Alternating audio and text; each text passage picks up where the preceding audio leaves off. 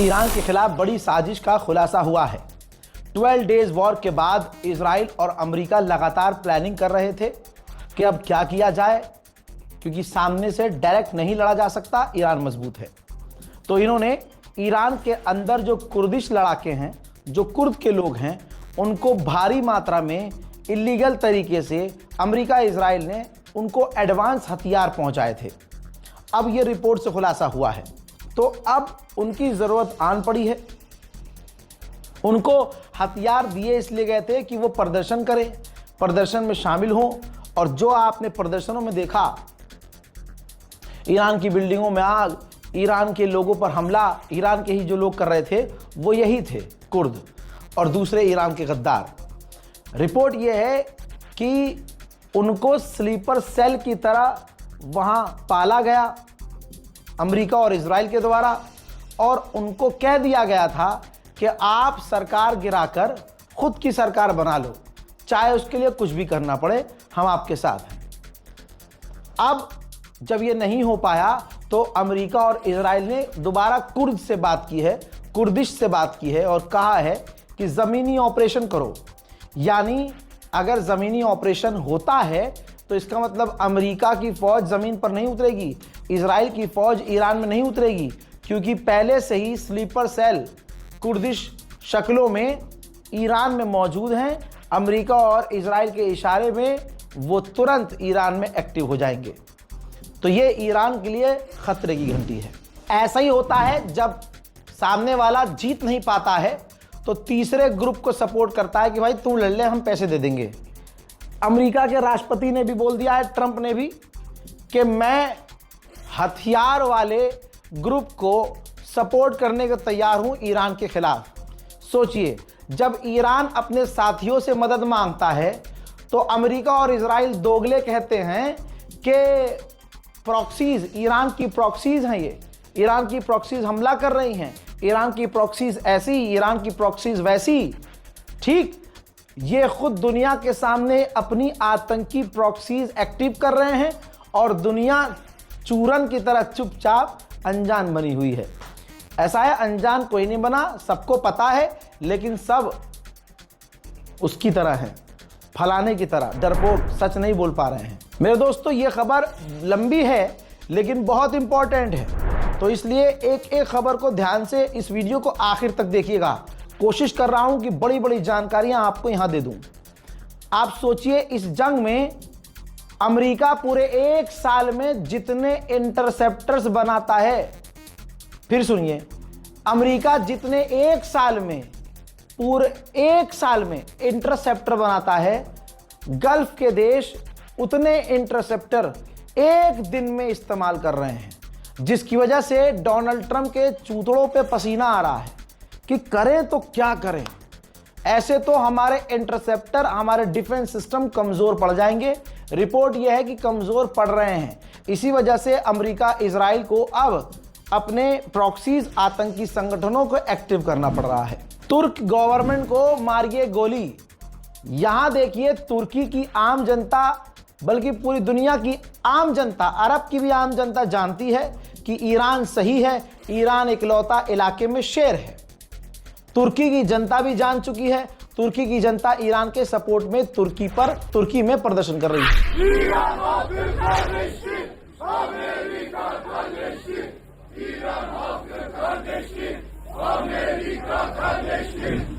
Qatar ने कहा है कि हमने 2 लोगों को गिरफ्तार किया है जो ईरान की IRGC के लिए जासूसी कर रहे थे।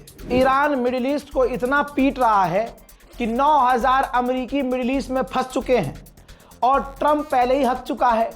ट्रंप 18 घंटे पहले ही बोल चुका है कि मिडिल ईस्ट में जो अमेरिकी फंसे हुए हैं, अपने अपने दम से बाहर निकलो भाई, हम मदद नहीं कर सकते क्योंकि हमारी खुद सूझी पड़ी है।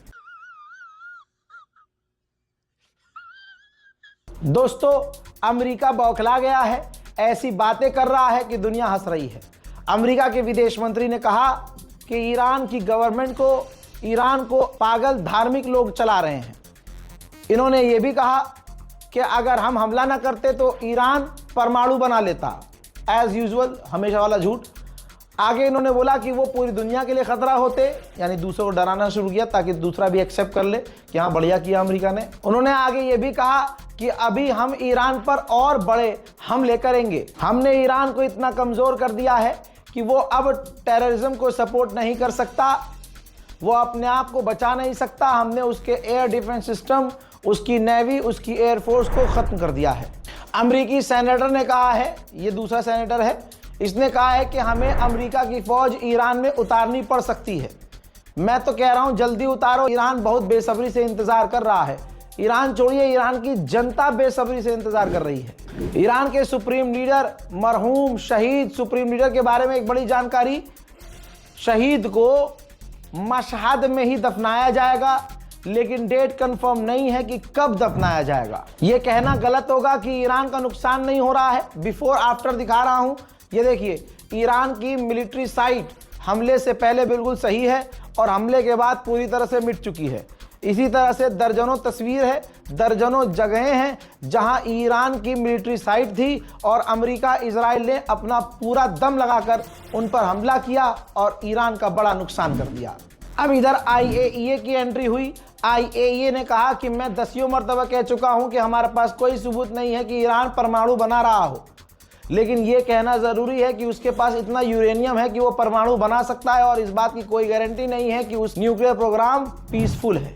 सर्बिया के राष्ट्रपति का भी बयान आ गया है। सर्बिया के राष्ट्रपति ने कहा है कि अगर ये जंग आगे बढ़ी तो हम सब बर्बाद हो जाएंगे। स्टेट ऑफ हॉर्मुज हमारे लिए, दुनिया के लिए बेहद ज़रूरी है, चाइना के लिए बेहद ज़रूरी है, ईरान के लिए बेहद ज़रूरी है, लेकिन ईरान ने अगर ये बंद रखा तो पूरी दुनिया तबाह हो जाएगी, इतनी महंगाई हो जाएगी। डोनाल्ड ट्रंप एक बिजनेसमैन है, एक दल्ला है और कुछ नहीं है। उसने खुद बता दिया है, ये देखिए उसका नया ऑफर है कि स्टेट ऑफ हॉर्मुज में अब जब ईरान ने हमले शुरू कर दिए हैं और लोग वहां से निकलने से डर रहे हैं, तो हम एक इंश्योरेंस पॉलिसी निकालेंगे। अब ये इंश्योरेंस बेचेगा, इंश्योरेंस सस्ता होगा, कंपनियां हमसे इंश्योरेंस लेंगी कम दामों में, और जो हमसे इंश्योरेंस लेगी हमारी नेवी, हमारी एयरफोर्स, हमारी नेवी हो, एयरफोर्स हो, ग्राउंड फोर्स हो, पूरी ताकत से उनको रेस्क्यू करेगी, उनको घेर के उनकी सुरक्षा का ध्यान रखते हुए उनको स्टेट ऑफ हॉर्मुज क्रॉस करवाएगी। यानी ईरान का डर दिखाएंगे, पॉलिसी बेचेंगे और पैसा कमाएंगे और अपनी फौज को किराए पर देंगे। यह है अमेरिका की औकात। दोस्तों, IRGC के कमांडर ने बयान जारी करके जानकारी दी और उन्होंने कहा कि हमने कुवैत में 100 बार हमले किए हैं और तगड़ा नुकसान किया है, हर हमला हमारा सटीक रहा है।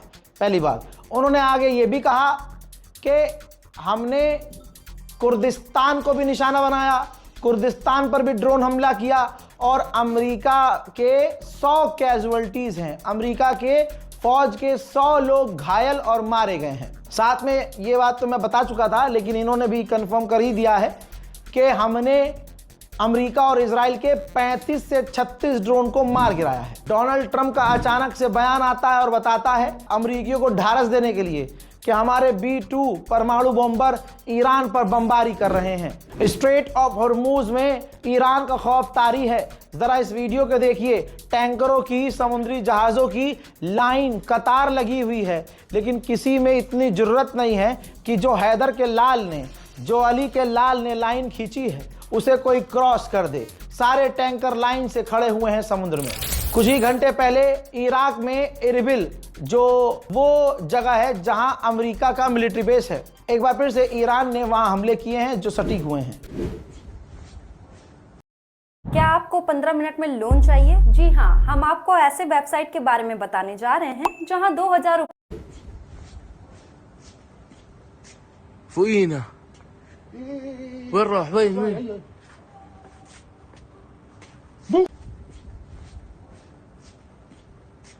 فوقينا وين راح وين मेरे दोस्तों, डोनाल्ड ट्रंप कुछ भी कहता रहे, लेकिन ईरान भी काफी बढ़िया खेल रहा है। ये देखिए, ईरान ने सबूत दिखाया है, ड्रोन का मलबा दिखाया है और बताया कि हम लगातार अमेरिका के ड्रोन को मार गिरा रहे हैं। ईरान ने ऑफिशियली बयान जारी करके कहा है कि हम इलाके की सिक्योरिटी को सपोर्ट करते हैं, वो हमारे भाई हैं, हम उन पर हमला नहीं कर रहे हैं। उनके यहाँ जो अमेरिकी फैसिलिटीज हैं, हम सिर्फ उनको निशाना बना रहे हैं। अमेरिका को ईरान के खिलाफ अपनी तमाम की तमाम ताकत इस्तेमाल करनी पड़ रही है। क्लाउड AI नाम का एक एडवांस हथियार है, आर्टिफिशियल इंटेलिजेंस वाला हथियार। कहा जा रहा है कि इसको पहली बार अमेरिका ने वेनेजुएला के खिलाफ इस्तेमाल किया था और इसी के जरिए बिजली पानी पूरे देश का कई घंटे तक काटे रखा था। और फिर ये इतना खतरनाक साबित हुआ कि ऑपरेशन के बाद फैसला लिया गया था कि इस क्लाउड AI सॉफ्टवेयर को इस्तेमाल नहीं करेंगे क्योंकि आगे हमारे लिए खतरा हो सकता है। बल्कि उन्होंने यानी अमेरिका ने इस क्लाउड AI को बैन कर दिया था। लेकिन जब ईरान पर हमला करना हुआ तो इनको अपनी ताकत इतनी कम लग रही थी कि इस क्लाउड AI को दोबारा से इस्तेमाल किया गया है। ये रिपोर्ट पब्लिक में आ गई है और अमेरिका पर थू थू हो रही है। नेटो के चीफ ने कहा है, ताज़ा बयान दिया है, और इस सुअर का चेहरा पहचान लीजिए और मुसलमानों इसका भी पोस्टर निकालो और ज़मीनों पर सड़कों पर पायदान की तरह चिपकाओ। असली दुश्मनों को पहचानो और रज़ाग्राफी को देखो। मैं आपको आपके दुश्मनों के चेहरे दिखाऊंगा।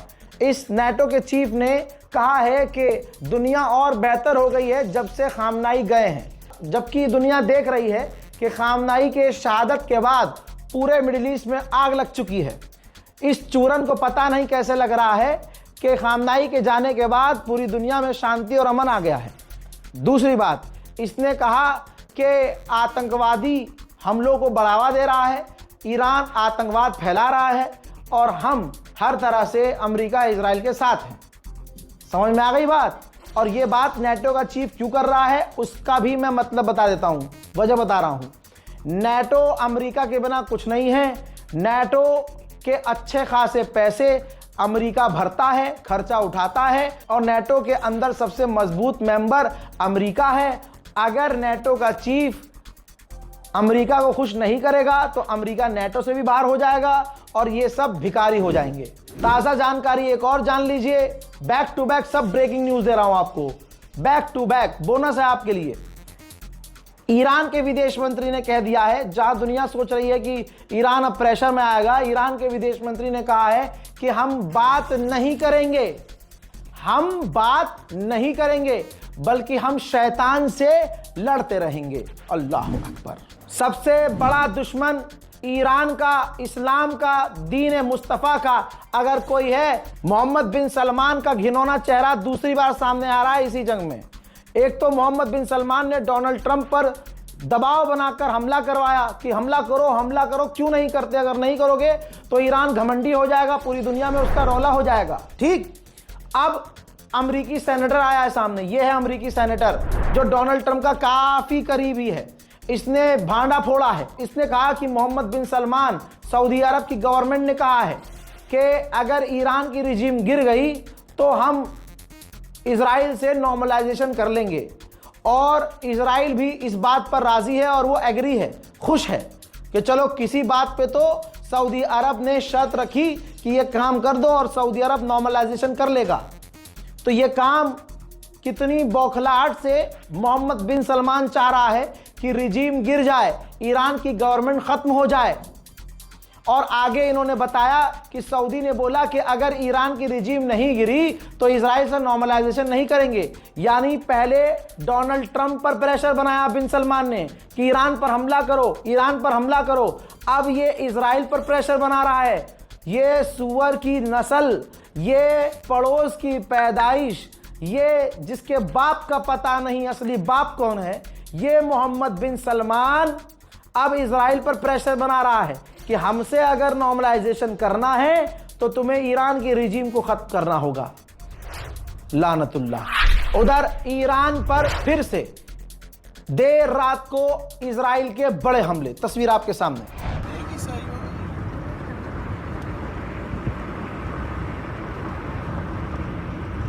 साथ में दोस्तों minimum single trading amount is only 20 rupees. अगर इस एप्लीकेशन में आप ट्रेड करना चाहते हैं तो सबसे पहले आप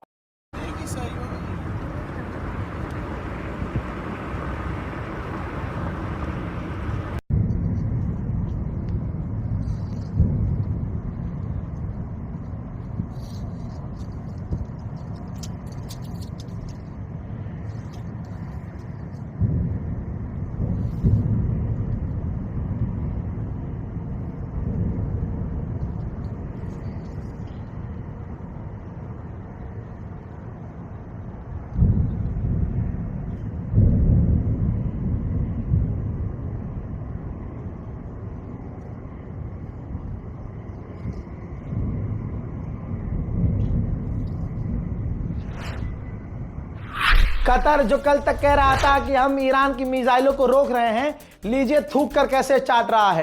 कतर की मिनिस्ट्री ने कहा है कि पूरे मिडिल ईस्ट में सबसे बड़ा जो अमेरिका का बेस है हमारे यहाँ, वहाँ ईरान ने 2 मिसाइल दागी। एक मिसाइल को तो हमने रोक लिया, लेकिन दूसरी मिसाइल सही जगह हिट हो गई, जिससे नुकसान हुआ है। हम ईरान के इस हमले की निंदा करते हैं। मुन्ना, अभी तो तुम देखो निंदा क्या करोगे, अभी तुम ईरान के पैरों में भी गिरोगे। उधर हैदर के लालों ने एक बार फिर से इजराइल पर मिसाइलें दागी हैं। आप ये महसूस कीजिए कि चारों तरफ से ईरान पर तीर आ रहे हैं, चारों तरफ से ईरान पर तीर आ रहे हैं। कोई इधर से तलवार मार रहा है, कोई इधर से नेज़ा मार रहा है। जिसको कुछ नहीं मिल रहा है वो पत्थर मार रहा है। लेकिन सारा अरब मिलकर, यूरोप मिलकर, नाटो मिलकर, अमेरिका मिलकर, इजराइल मिलकर चारों तरफ से ईरान पर हमला कर रहे हैं। लेकिन हैदर के लाल को पता है, अली वाले को पता है कि मेरा निशाना कौन है। ईरान इधर उधर नहीं, जो उसके निशाने हैं वहां बार बार हमला कर रहा है। इधर से तीर आ रहा है, आने दो। इधर से मिसाइल आ रही है, ईरान कह रहा है आने दो। तेहरान में मिसाइल गिर रही है, गिरने दो। लेकिन निशाने से हट नहीं रहा है। ईरान को जो करना है, ईरान अरबों को निशाना बना रहा है, अरब के अंदर मौजूद अमेरिकी बेस को धपाधप फोड़ रहा है।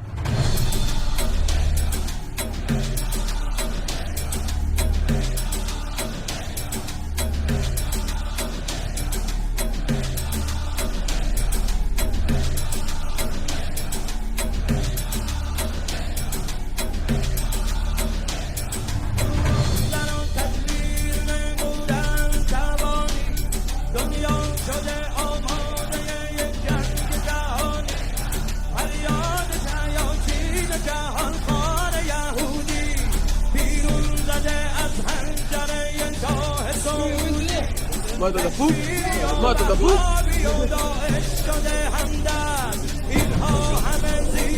بنانا ده کل بسته بنانا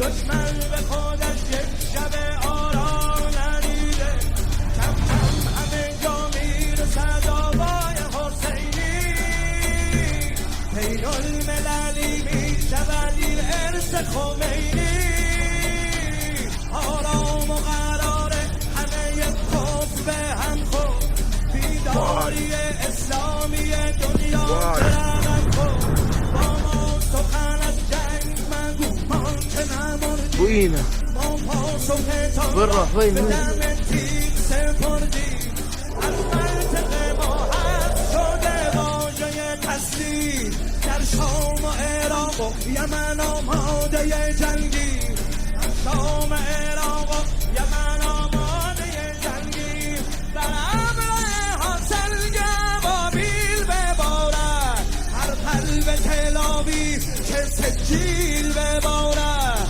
فردا که دم حیدری از کعبه برآید فردا که دم حیدری از کعبه برآید دوران معاویه صفتها به سر آید این پرچم شیعه است که بر قله دنیا هر کس علی دم بزند هموطن ما یا حیدر کرا زند نقش به زودی یا حیدر کرا زند نقش به زودی یا حیدر کرا زند نقش به زودی بر پرچم سبز عربستان سعودی پرچم سبز عربستان سعودی حیدر حیدر